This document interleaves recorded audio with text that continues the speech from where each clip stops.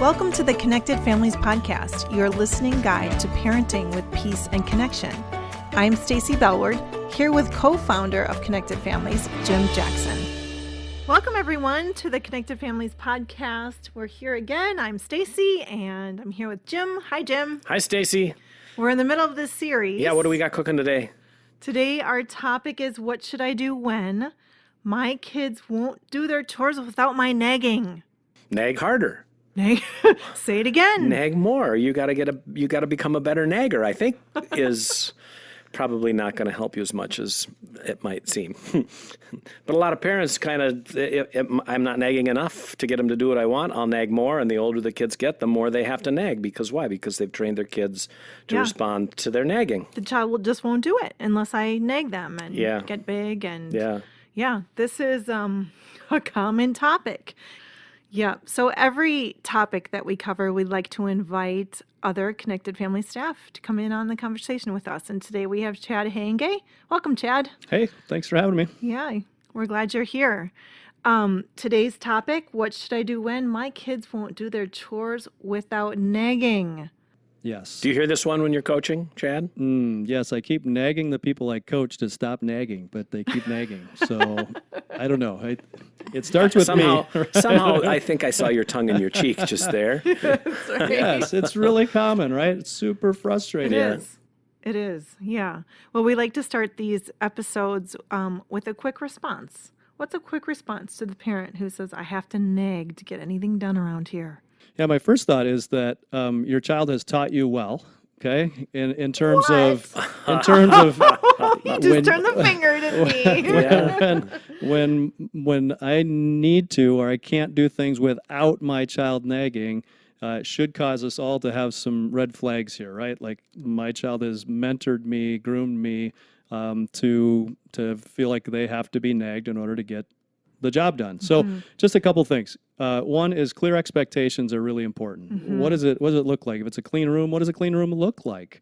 And what's the time frame that should be done? So it's really hard to hold somebody accountable to something when there's not clarity about what is expected. And so that clarity first. And then I think connection, still not letting this be such the big issue that we lose the connection, the like alive sort of thing, that I like you still, even in the midst of the struggle that we might be having about chores. And then I think the last piece is that to firmly and kindly hold your kids accountable, right? It's possible to be firm and kind when holding somebody accountable. So those three things I think would be kind of the ingredients as we can unpack that a little bit. So I hear you saying, sort of in the quick capsule, if you're struggling with your kids not doing what you ask unless you just keep nagging, then figure out how to be really clear about what's expected, but do it in a way that stays connected, that has got some joy in it, and then follow through. Hold your kids accountable for the expectations that have been set, and that they know because you've gone through it with them in a connected sort of a way. And that's the quick solve. Somebody might want to listen to this and just go apply those ideas, but let's unpack those ideas a little bit more, because that sounds easy but complicated all at once. Yeah, I think that's right. And when we start thinking about the chores, I mean, name the chore. We're thinking about cleaning up after yourself. I think the room is something that most parents can relate to, right? And I remember one time I was going to my child's room. The expectation was that it would be clean. Clean meaning clarity. I had a picture on my phone of what a clean room would look like, right? So there was an objective truth here to what clean meant. And I put my hand on the door handle, and it's like a Holy Spirit prompting into my brain of, what do you expect to see? And my first thought was, the picture on my phone. Probably what I've seen the last 6 months, right? Not kind of the picture. Maybe a half cleaned room. And then the next question was, so why are you going to act so surprised? Why are you going to do that? Yeah. So even coming at this from a perspective of, hold on a second, I want my kids to learn some things, and I want to give them the tools and make sure that there's clarity about what's expected. But then my accountability around that, or holding them accountable, was loud and angry and upset, and I've Yeah, so it sounds like you had this big, you had a photograph of it. There was your expectation.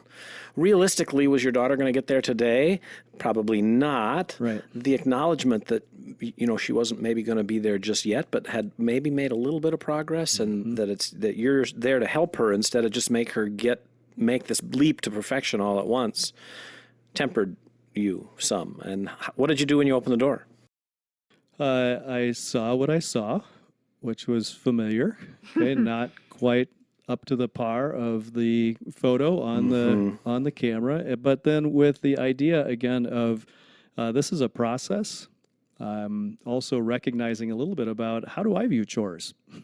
Right? Oh, you got personal, Chad. Wait a minute. Sorry. I love chores. Right, exactly.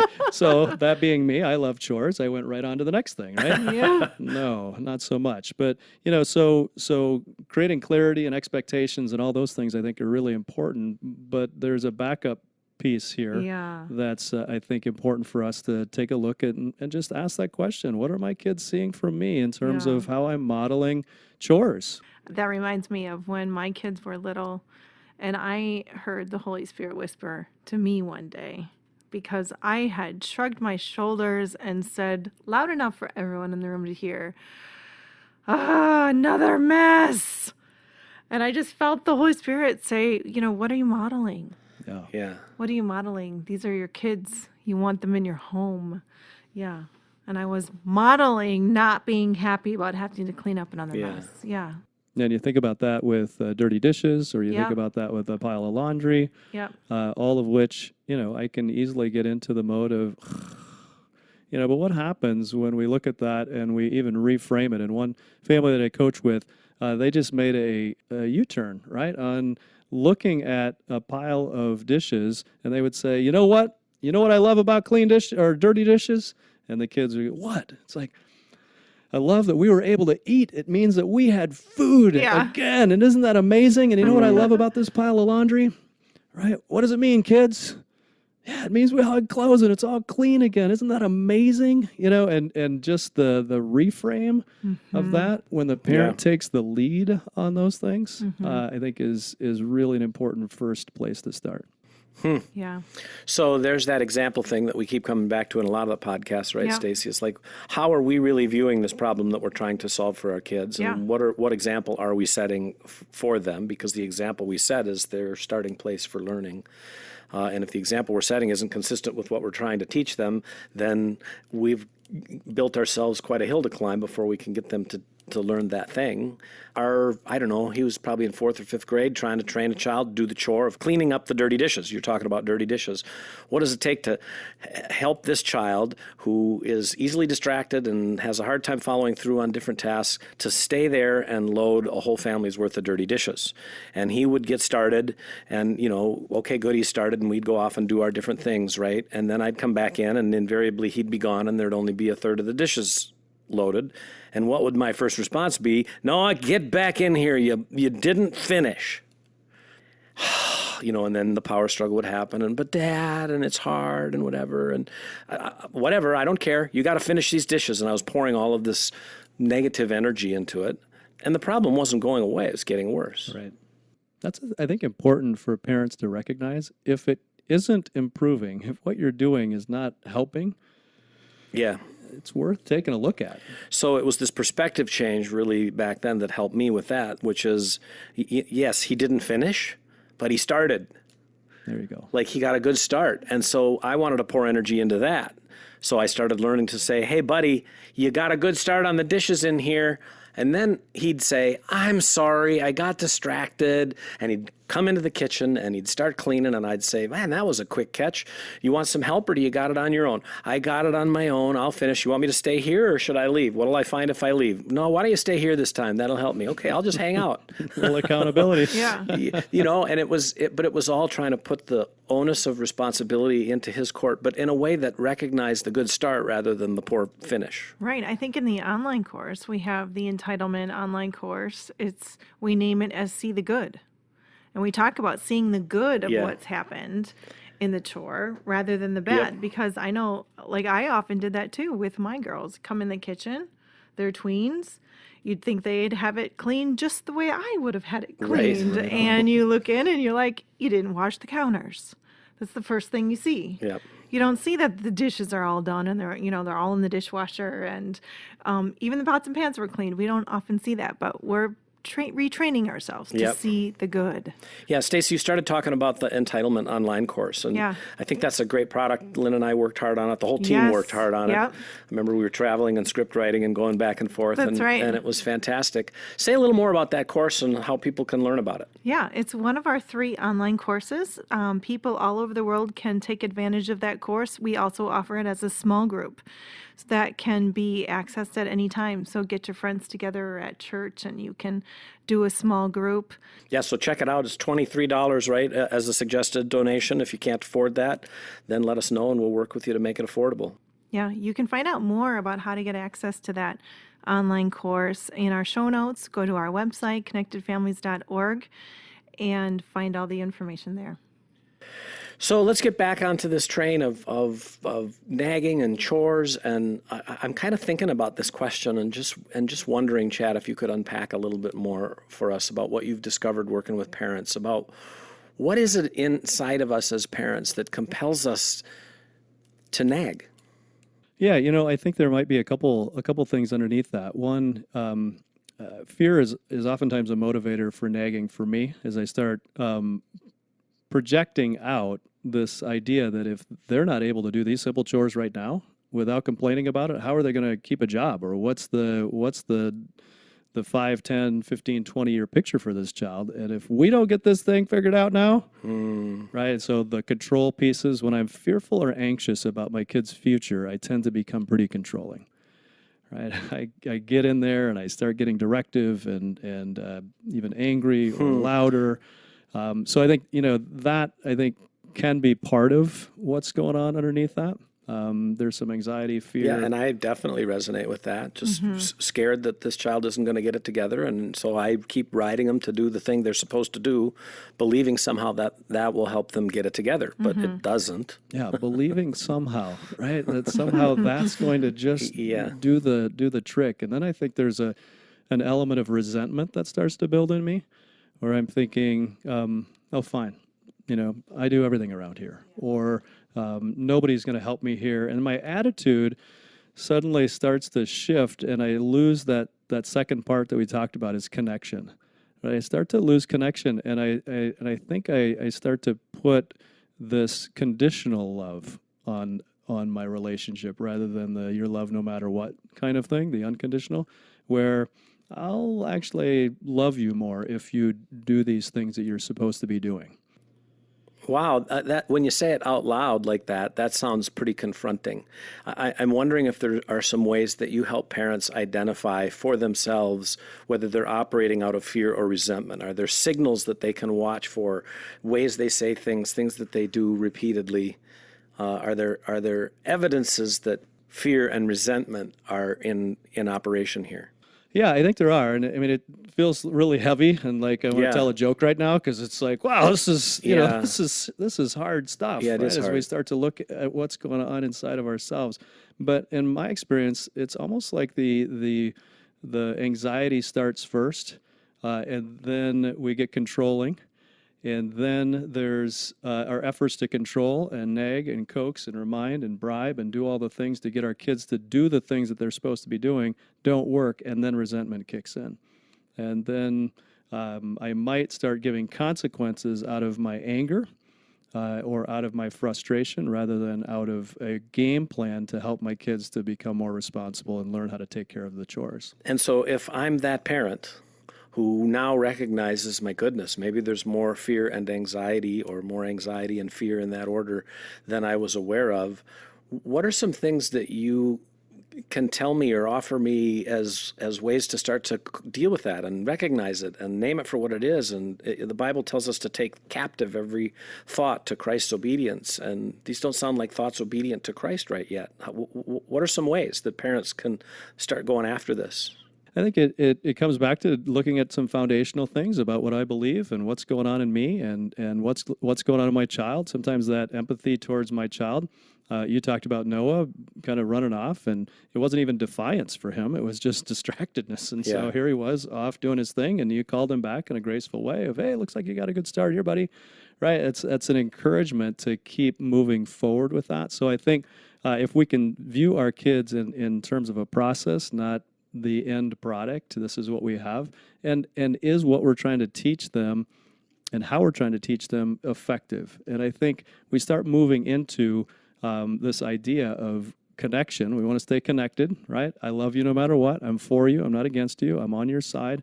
And then we move into being firm and kind and holding people accountable. And so I'm gonna calm myself down. I'm gonna know that, like when I put my hand on the door handle, I think I know what I'm going to see in here. So why am I going to have this big response to that? Okay, what's my vision for a few months down the road? And once my kids know what the expectations are, they know that I'm for them. I want them to be able to do the things that they want to be able to do as well. And I start linking a little bit responsibilities and privileges together. That you help me say yes to this. Right? You want this privilege. And what are your responsibilities that would help me say yes to this privilege that you're really after? Mm-hmm. And when we start linking it a little bit more like that, I think it becomes an encouragement to our kids. They start to see the link between those two. And then we can just hold them accountable rather than have to be big and angry about things. So linking privileges to responsibilities. Can you give us some examples of that? So if the room is supposed to be clean by Saturday morning at 10 a.m., and you want to go to the big birthday party on Saturday afternoon. Okay, I love to say yes to you. I love when my kids go to the big birthday party. They have so much fun, and it's a great time. But that's a privilege, and it's linked to taking responsibility of the things that you know you need to do. And so linking those two things together, I think, is really helpful. So our kids see that take care of your responsibilities first, and then you get the age-appropriate privileges that you ought to have. And so that has to be talked about beforehand. It needs to be talked about beforehand. So clarity again. That's right. So identifying what the expectations are, clearly understanding what would happen if it doesn't, whenever possible. Sometimes you can't get every situation out there, but whenever possible, especially chores are pretty easy in terms of getting clarity around what that looks like. We have a great tool in the entitlement online course, don't we, Jim, that we call the yes, no, maybe chart. Yep, the yes, no, maybe chart. That's right, which helps parents to really walk through what are the yeses, what are the nos, what are the maybes. Yep. Of life, and then what is the privilege that's directly connected to that responsibility. Yeah, we talk about that in a way. When we introduce it, we'll ask parents, what are the yeses, what are the rights in your home that you provide for your kids just because they're your kids, and then what are the nos, what are the limits, what are the boundaries, what's the stuff that's just not going to happen under this roof, and then what are the maybes, those things that are linked to privileges. If you do this, then then you're able to have this privilege, and we'll ask parents to think about how they fill that in, and then compare it. If I was to go and ask their kids, how would your kids fill this list in? And that's just, on the way to that clarity piece, Chad, that you're talking about. Parents oftentimes just respond with like a big groan, like, oh. And that question, if I was to ask your children what the expectations are, what the yeses, the nos, and the maybes around here are, compared to how you think about it, how would those lists be different and how would they be the same? That's a big eye-opener for parents. It is.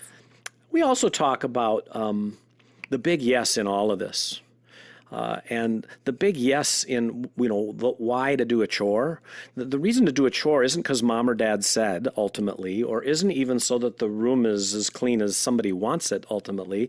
It's so that we have a place that's presentable for guests when they come, so that we can offer God's hospitality to the people who come here.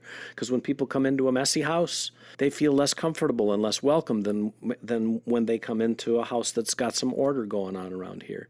And that may or may not be as true in some homes as it is in others in terms of the people that you welcome in. But what's the big yes? What's the big reason for why this chore is in place?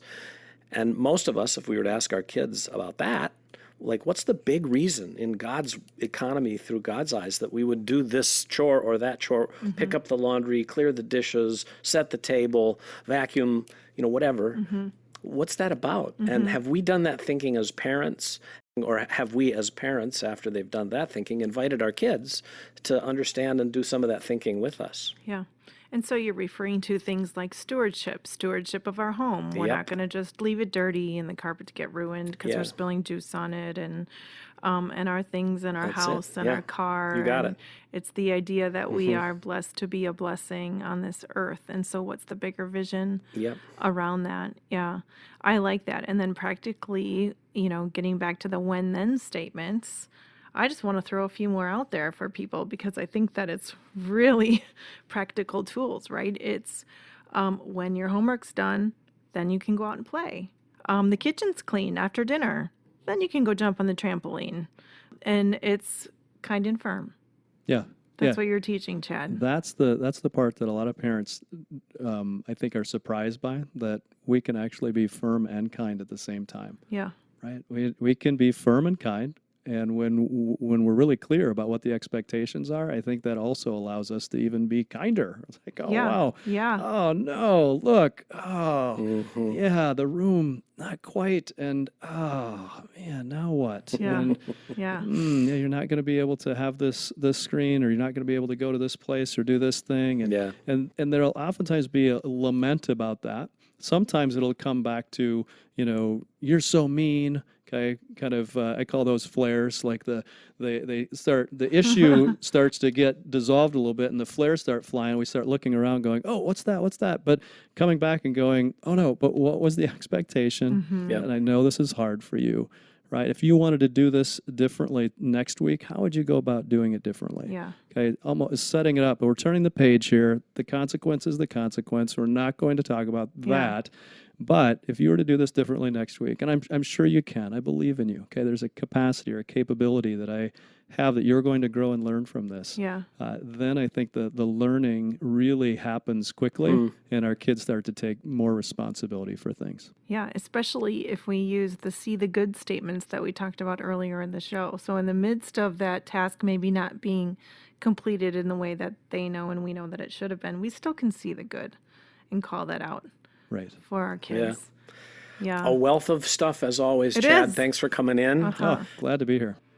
Thank you for joining us for this episode of the Connected Families Podcast. We hope you got tips that you can use in your parenting today. Please subscribe and leave us a positive review so other families can find us and learn how to parent with peace and connection.